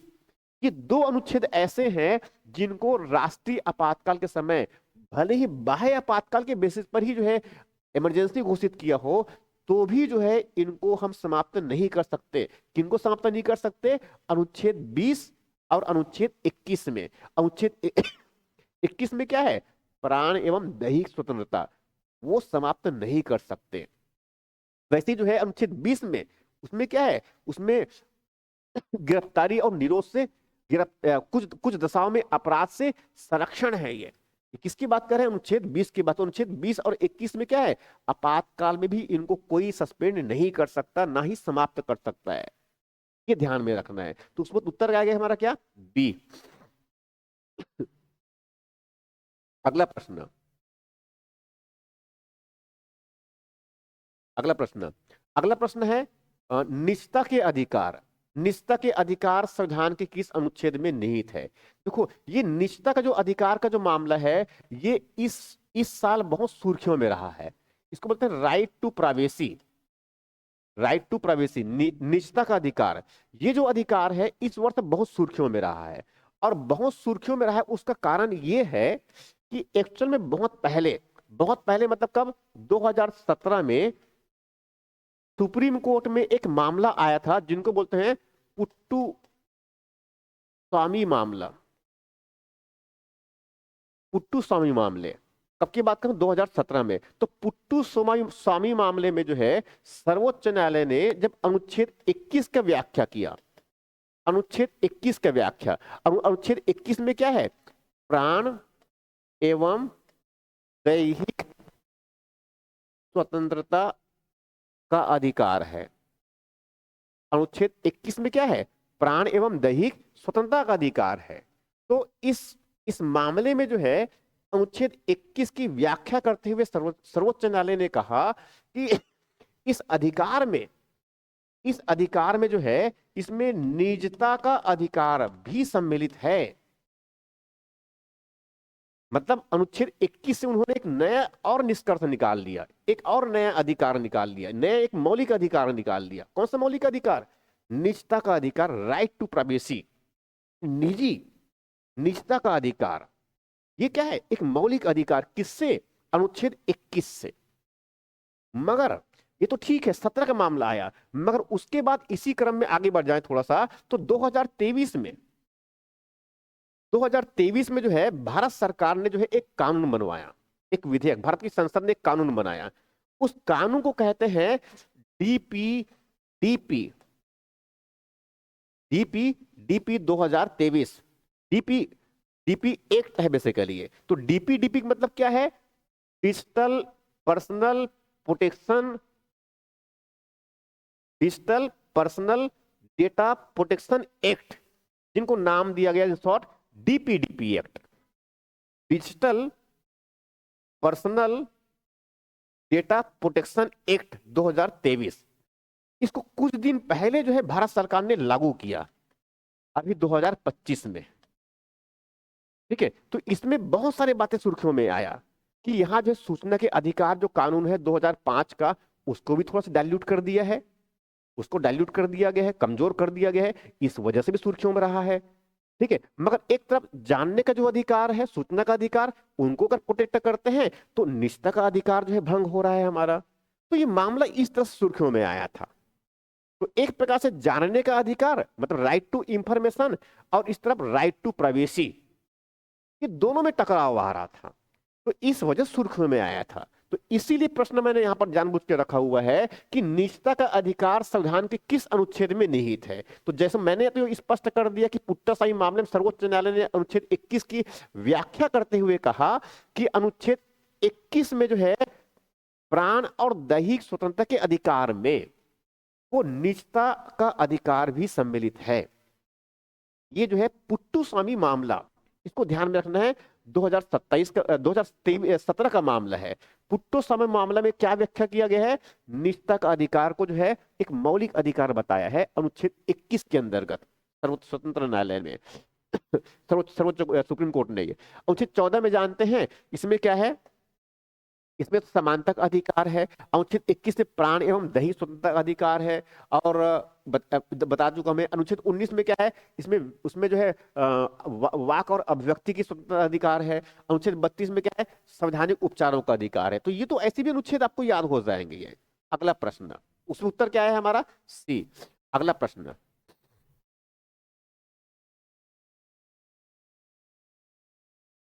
अगला प्रश्न है इसमें ये, भारत के संविधान के अंतर्गत निम्नलिखित मूल अधिकारों में से कौन सा एक अधिकार सभी व्यक्तियों को प्राप्त है। प्रश्न बहुत आसान है, समझ में भी आ चुका होगा। देखो हमारे पास जो मूल अधिकार है, जो मूल अधिकार है हमारे पास में जानते हैं इसमें, ठीक है 12 से लेकर के जो है 12 और 13 में तो ठीक कोई अधिकार का उल्लेख नहीं है, मगर उसमें अनुच्छेद 14 से लेकर के 18 तक जानते हैं क्या है, समानता का अधिकार, और बाकी सब अधिकार है। 19 से लेकर जो है इसमें 22 तक स्वतंत्रता का अधिकार, 23 और 24 शोषण के विरुद्ध अधिकार, 25 से लेकर 28 धार्मिक स्वतंत्रता का अधिकार, और 29 और 30 जो है वो संस्कृति और शिक्षा संबंधी अधिकार, और 32 जो है संवैधानिक उपचारों का अधिकार। मगर ये जो अधिकार है एक्चुअल में, ये जो अधिकार है ये इसको हम दो प्रकार से बांट सकते हैं। कुछ अधिकार ऐसे हैं जो केवल भारत के नागरिकों को प्राप्त है, केवल नागरिकों को प्राप्त है। कुछ मूल अधिकार ऐसे हैं जो केवल भारत के मूल नागरिकों को प्राप्त है, और कुछ अधिकार ऐसे हैं जो भारत के सभी व्यक्तियों को प्राप्त है। भारत के जो है सभी व्यक्तियों को प्राप्त है, सभी व्यक्तियों को प्राप्त। और सभी व्यक्तियों को प्राप्त का मतलब कौन हो गया इसमें, वो नागरिक भी है, मगर साथ में जो है कोई विदेशी, विदेशी जो भारत में है, जो इस भारत में है उनको भी प्राप्त है इस तरह का। जैसे कि अनुच्छेद 14 समानता का अधिकार सभी व्यक्तियों को प्राप्त है। अनुच्छेद 19 मैं मुख्य बस बता रहा हूं मैं, अनुच्छेद 19, अच्छा अनुच्छेद 19 नहीं, अनुच्छेद 20, अनुच्छेद 21, अनुच्छेद 22, 23, 24 ये सबको प्राप्त है। 25 भारत के नागरिकों के लिए। विशेष रूप से जो है ज्यादा इंपॉर्टेंट इसमें जो है अनुच्छेद 29 और 30, अनुच्छेद 29 और 30 ये विशेष रूप से, तो ये क्या है, अच्छा ये उल्टा बता रहा हूं मैं, सॉरी माफ कीजिएगा। ठीक है 14 है प्रमुख रूप से, उसमें साथ में जो है 21 प्रमुख रूप से, 21 जो मुख्य चीज उनको समझते हैं। अनुच्छेद 14 जो है इसमें सभी व्यक्तियों को प्राप्त है। अनुच्छेद 21 भी क्या है, सभी व्यक्तियों को प्राप्त है। अनुच्छेद 32 भी क्या है, सभी व्यक्तियों को प्राप्त है। मुख्य अनुच्छेद की बात कर रहे हैं, अभी उसमें बहुत ज्यादा कंफ्यूजन नहीं कर रहे हैं हमें।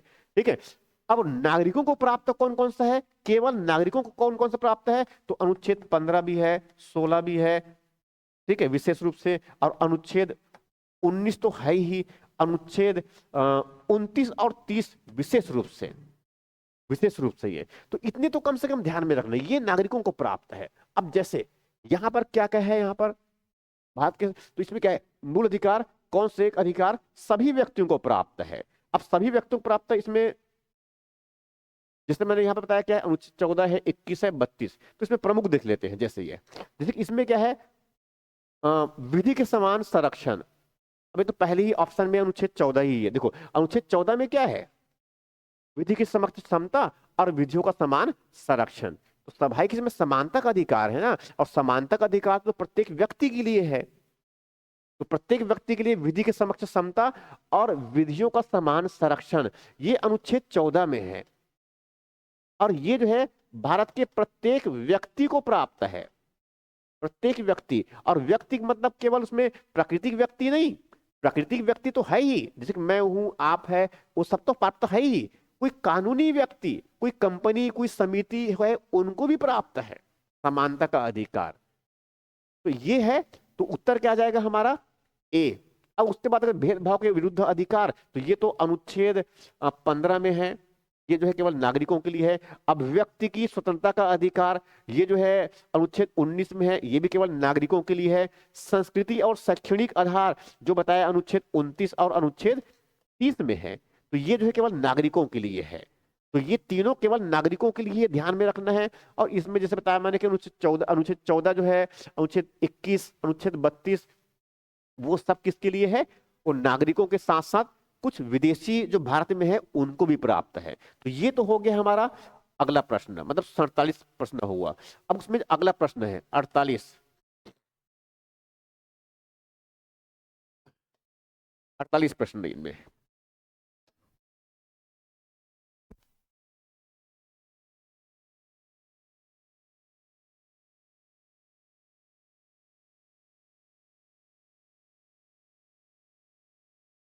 हाँ, तो प्रश्न हमारा किसमें क्या है कि संविधान के भाग 3 में स्थापित विधि के समक्ष समता और विधियों का समान संरक्षण के संबंध में निम्नलिखित में से कौन सा कथन सही नहीं है? देखो, ये सब प्रश्न मैंने खुद डिजाइन किया हुआ है, मैंने खुद बनाया है एक्चुअल में। तो और वो भी बहुत बहुत अच्छे से समझ करके कि हाँ, पीएससी में क्या पूछ सकते हैं, इस बात को ध्यान में रख करके। अब इसमें जैसे प्रश्न जो है आप तो बहुत समझ रहे होंगे इसमें कि थोड़ा सा इसमें डिफली है। हालांकि 4 ही स्टेटमेंट है, 3 ही स्टेटमेंट है। अब इसमें पूछा क्या है कि कौन सा कथन सही नहीं है। सही नहीं है वो उनको पहचानना है। अब देखो, यहां पर किसके बारे में पूछ रहा है? ये किसके बारे में पूछ रहा है? ये विधि के समक्ष समता और विधियों का समान संरक्षण, इसके बारे में पूछ रहा है ये। देखो, विधि के समक्ष समता और विधियों का समान संरक्षण, ये सीधे तौर पर किसकी बात है? ये अनुच्छेद 14 की बात कर रहा है। अनुच्छेद 14 में स्पष्ट लिखा हुआ है कि अनुच्छेद 14 में स्पष्ट लिखा हुआ है कि भारत के प्रत्येक व्यक्ति को विधि के समक्ष समता और विधियों का समान संरक्षण से राज्य वंचित नहीं करेगा।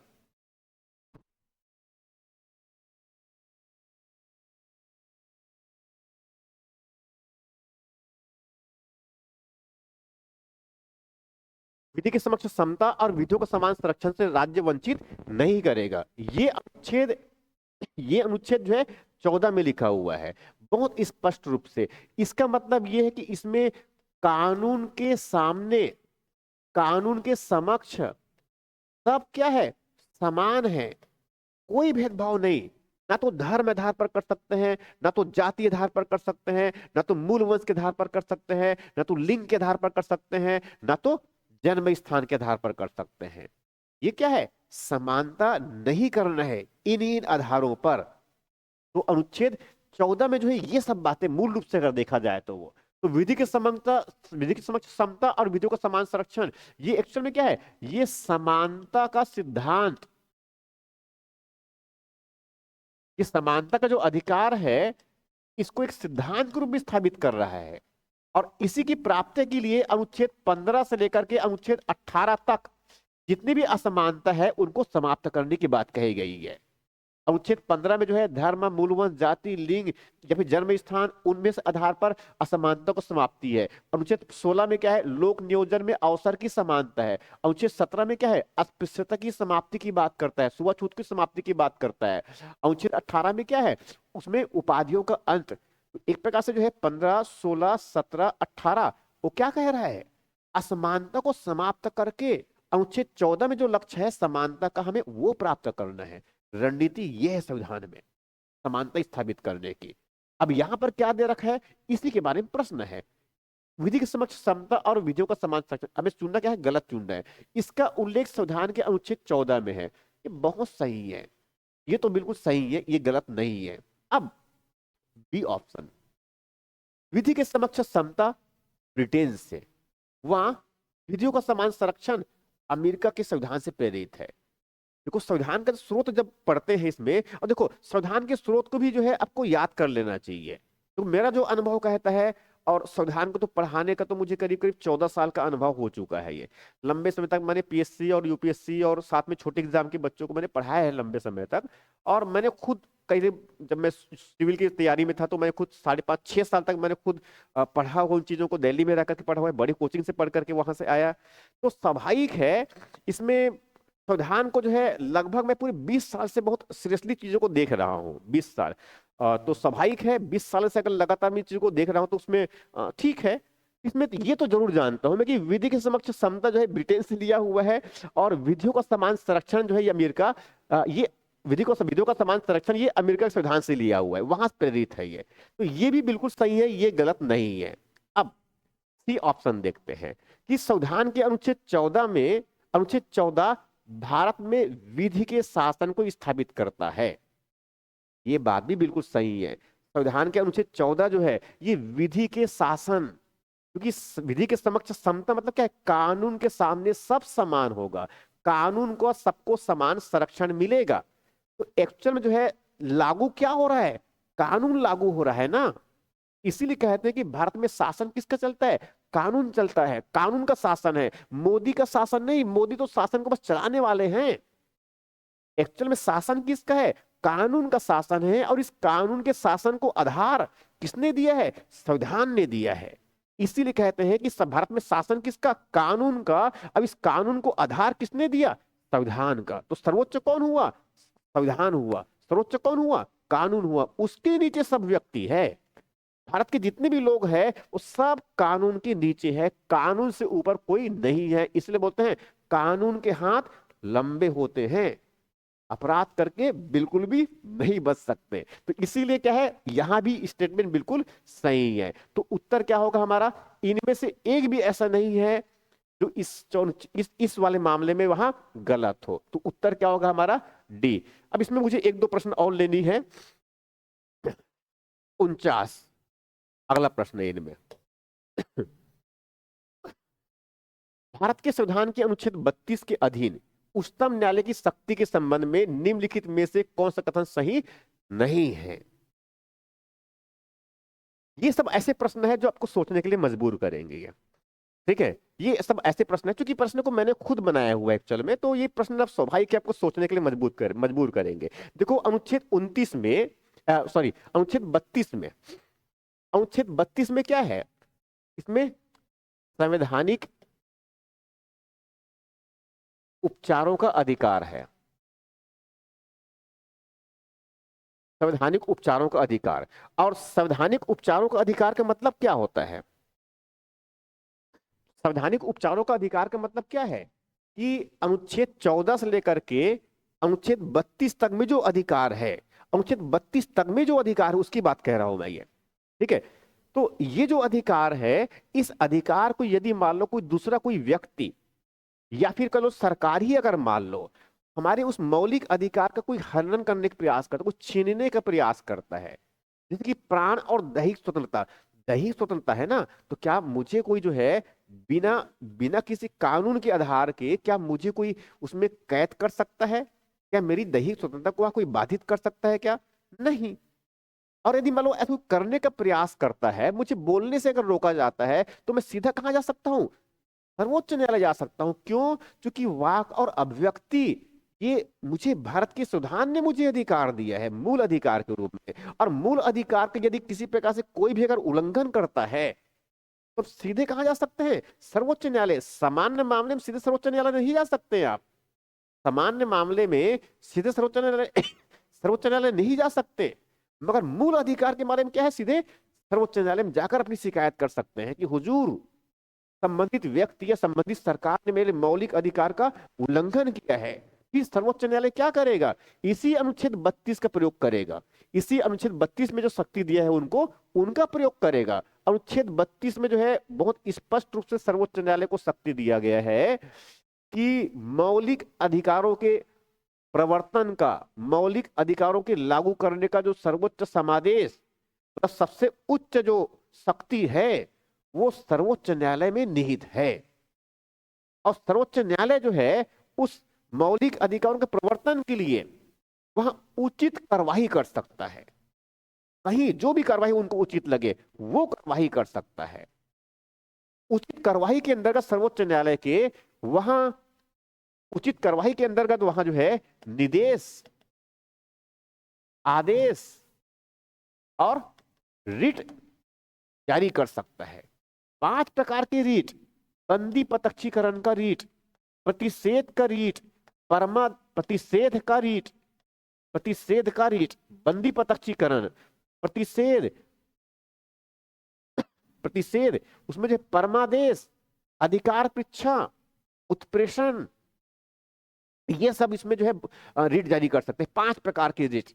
तो सर्वोच्च न्यायालय क्या कर सकता है? मौलिक अधिकार के अगर हनन होता है तो निर्देश जारी कर सकता है, आदेश जारी कर सकता है, रीट जारी कर सकता है। रीट कितने प्रकार के? 5 प्रकार के रीट। ये रीट जो है बहुत सुर्खियों में रहता है। स्वाभाविक रूप से, बहुत स्वाभाविक रूप से वहां सीधे सर्वोच्च न्यायालय में कई लोग जाते हैं कि मेरे मौलिक अधिकार का उल्लंघन हुआ इसके बेसिस पर। ये तो 5 प्रकार के रीट के मतलब कौन कौन सा हो गया? एक, बंदी प्रत्यक्षीकरण का। नंबर 2, उसमें प्रतिषेध का। नंबर 3, परमादेश का। नंबर 4, अधिकार पृच्छा। और नंबर 5, उत्प्रेषण। ये 5 प्रकार के रीट होते हैं। इनको बिल्कुल याद कर लीजिए कि किन किन परिस्थितियों में कौन सा रीट काम आता है। तो ये किसमें? अनुच्छेद 32 के अंतर्गत। तो अनुच्छेद 32 के अंतर्गत मूल अधिकार के उल्लंघन होने पर सीधे कौन तो मूल अधिकार के उल्लंघन होने पर जो है हम सुनवाई किसके पास जा सकते हैं? सीधे तौर पे सर्वोच्च न्यायालय के पास जा सकते हैं। ये अनुच्छेद 32 के अंतर्गत है ये, ठीक है। मगर हाँ, अनुच्छेद 226 भी है जिसके अंतर्गत हम उच्च न्यायालय भी जा सकते हैं। मूल अधिकार के हनन होने पर भी और अन्य अधिकार के हनन होने पर भी हम जो है हाई कोर्ट जा सकते हैं, उच्च न्यायालय जा सकते हैं। मगर अनुच्छेद 32 में जो है प्रावधान है, ये केवल और केवल मूल अधिकार के उल्लंघन होने पर सीधे सर्वोच्च न्यायालय जाने की बात कहता है। कोई सामान्य अधिकार अगर मान लो उल्लंघन होता है, कानून में कोई अधिकार दिए है, वो अगर उल्लंघन होता है तो हम सर्वोच्च न्यायालय नहीं जा सकते। सूचना के अधिकार का उल्लंघन होने पर सीधे हम सर्वोच्च न्यायालय नहीं जा सकते, पहले उच्च न्यायालय जाना पड़ेगा। उसके बाद वहां निर्णय दिया उसके विरुद्ध हम अपील कर सकते हैं सर्वोच्च न्यायालय में। मगर मौलिक अधिकार के हनन होने पर सीधे सर्वोच्च न्यायालय। तो उसी को देख लेते हैं। अब इसमें मूल अधिकार के प्रवर्तन का समादेश उच्चतम न्यायालय में निहित किया गया। जैसे मैंने बताया ये बिल्कुल सही है, जैसे मैंने बताया ये बिल्कुल सही है। पूछा क्या हमसे? गलत कथन सही नहीं है, ये पूछा हुआ है हमसे ये। अब इसमें पहला स्टेटमेंट बिल्कुल सही है। उच्चतम न्यायालय इसके अंतर्गत निर्देश, आदेश और रिट जारी कर सकता है, ये बिल्कुल सही है जैसे मैंने समझाया। इनमें उच्चतम न्यायालय 5 प्रकार के रिट जारी कर सकता है, ये भी बिल्कुल सही है। तो अब उत्तर क्या आएगा इसमें कि इनमें से कोई नहीं। देखो मेरा पर्पस जो है समझाना है चीजों को, वो ये चीजें बहुत सरल है, वो कठिन नहीं है, बस उनको सही तरीके से समझने की आवश्यकता है। और सही तरीके से समझाने वाला भी अगर हो तो संविधान तो बहुत ही रुचिकर सब्जेक्ट है, इंटरेस्टिंग सब्जेक्ट है। बहुत अच्छे तरीके से समझाया जा सकता है, समझा जा सकता है संविधान को। ये बहुत रुचिकर भी है और एग्जाम के लिए तो बहुत इंपॉर्टेंट भी है। तो ये हो गया, उत्तर क्या आएगा हमारा? डी। ये लास्ट प्रश्न ले रहा हूं इनको मैं।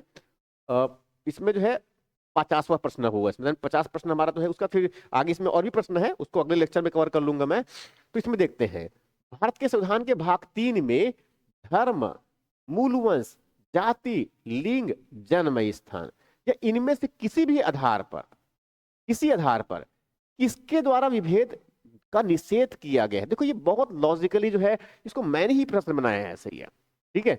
इसको ऐसे इस तरह के प्रश्न जो है पीएससी फिर यूपीएससी में भी आने की संभावना बनती है, इस तरह का ये।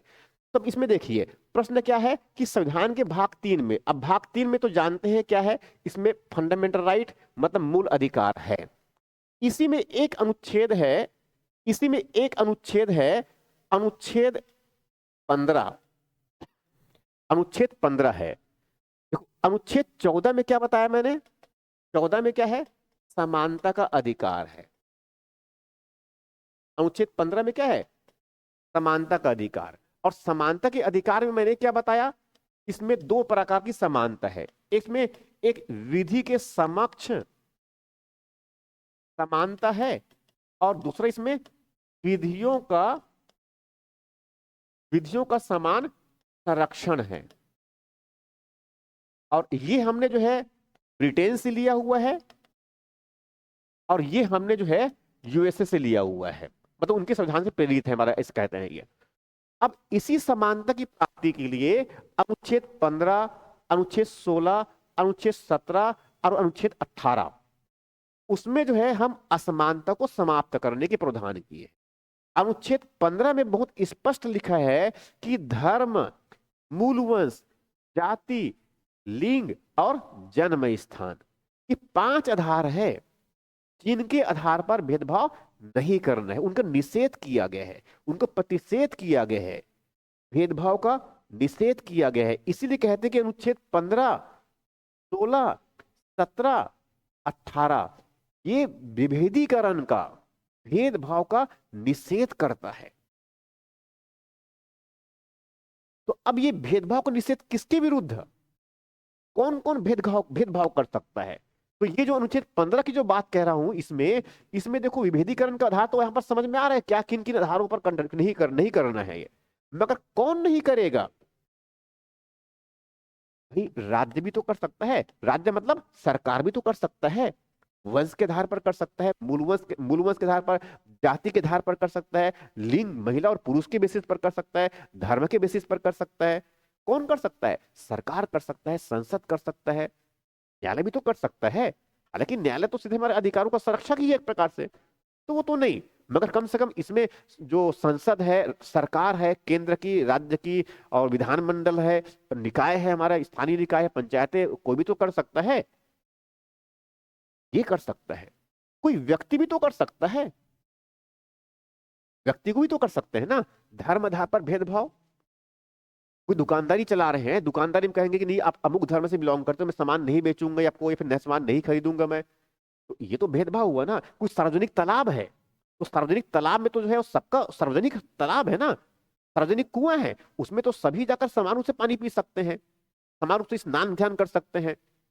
तो वहां अगर कहेंगे कि नहीं इस धर्म से बिलोंग करता है, इस जाति से बिलोंग करते हैं, यहाँ इस लैंगिक से बिलोंग करता है, इस वंश से बिलोंग करता है, तभी इसका उपयोग करेंगे, तो ये तो क्या हुआ?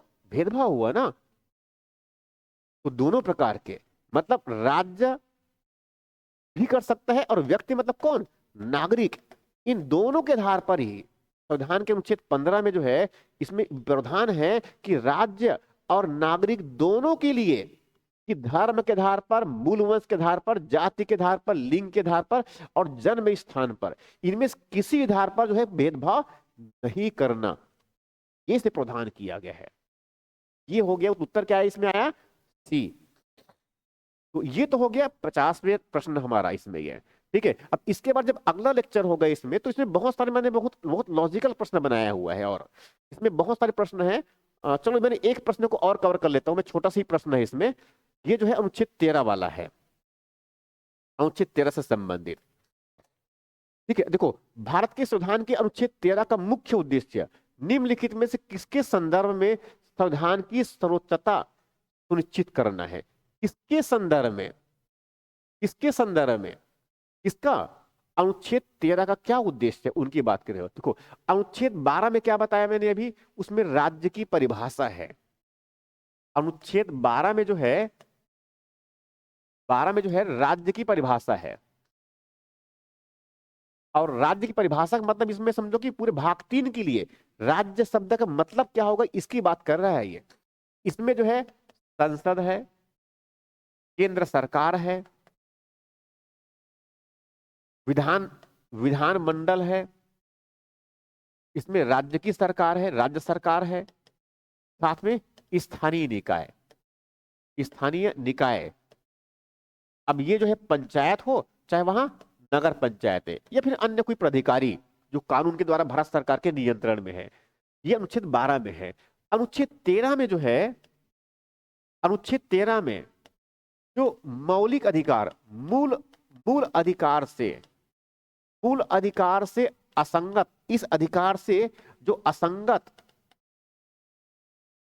असंगत कुछ ऐसे कानून जो संविधान के लागू होने से पहले के कानून हैं, अगर वो हमारे मौलिक अधिकार से असंगत है, या फिर जो है संविधान के लागू होने के बाद भारत की संसद ने या फिर राज्य ने कोई कानून बनाया जो हमारे मौलिक अधिकार से असंगत होता है, तो वहां असंगत होने की मात्रा तक वह कानून शून्य हो जाएगा, जीरो हो जाएगा, निष्प्रभावी हो जाएगा।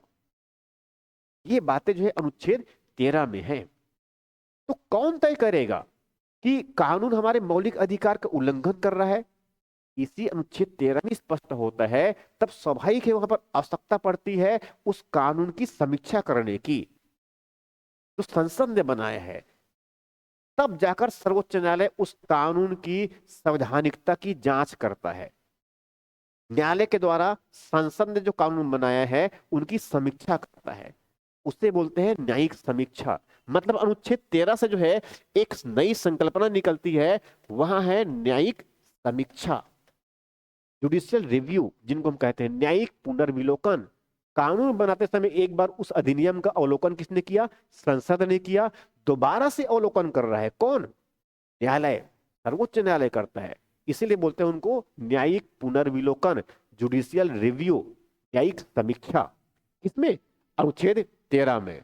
अब यही कह रहे कि अनुच्छेद 13 का बेसिक पर्पस क्या है? किनके संदर्भ में? किनके संदर्भ में संविधान की सर्वोच्चता सुनिश्चित करना है?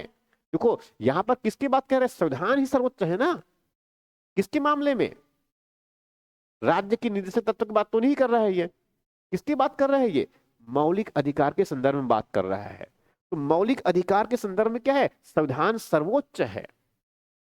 ऐसा कौन स्थापित करता है? अनुच्छेद 13। अब प्रश्न अगर मान लो ऐसा पूछ दिया गया कि संविधान की सर्वोच्चता निम्नलिखित में से कौन सा अनुच्छेद स्थापित करता है, तो क्या है? अनुच्छेद 13 है। उत्तर क्या आएगा हमारा इसमें? बी। तो ये तो हो गया मेरा 51 प्रश्न हो गए। यहां तक 3-4 लेक्चर हो गए हमारा। अब इस चारों लेक्चर में जो है मैंने जो है ऐसे बहुत सारे सेगमेंट इसमें अलग अलग जो है डिस्कस किया। देखो प्रश्न को जैसे पहले बता चुका हूं मैं कि इसमें प्रश्न मैंने खुद अपने हिसाब से चीजों को पीएचडी के संभावना के बेसिस पर मैं खुद इसमें डिजाइन कर रहा हूं मैं। अब इसमें जो है अगर मान लो इस प्रश्न को हम थोड़ा सा अगर करने का अगर अभ्यास कर लिए, तो संविधान से अगर प्रश्न आते हैं तो वो एक दायरे में आ सकता है। मतलब मेरा जो अनुमान है और मैं अपने अनुभव के हिसाब से जो है चीजों को जैसा समझता हूं मैं, और क्या संभावना बन सकती है पीएससी में आने की, तो इसको हम करते अगर चले जाते हैं तो स्वाभाविक रूप से प्रश्न बनते हैं कि ऐसे जो प्रश्न अगर बने, अगर प्रश्न इस प्रकार से आते हैं तो उसको बनाया जा सकता है। और संविधान से कम 8 से 10 प्रश्न आ सकते हैं। ठीक है, और प्रश्न तो हमेशा आते ही है। तो उसमें जहां जहां से संभावना बनती है छत्तीसगढ़ पीएससी में प्रश्न आने की, मैं सबको कवर करवाते चले जाऊंगा। मैं कोई भी सब्जेक्ट मतलब जो जिन चीजों को मैं हूंगा, और बाकी तो और फैकल्टी साथ में है ही, तो उनको हम भी साथ में कवर करते चले जाएंगे। तो ये तो हुआ हमारा भारत के संविधान एवं राज्य व्यवस्था के संभावित प्रश्न। और ये जो है चौथा लेक्चर, और इसके बाद जो अगला सेगमेंट होगा उसमें फिर इसमें जो बाकी जो क्वेश्चन है जो मूल अधिकार से संबंधित थोड़ा और डिफली क्वेश्चन उसमें से हम उनको कवर करेंगे। तो आज की क्लास में हमारा यही तक, आज के लेक्चर में यही तक। Thank you very much.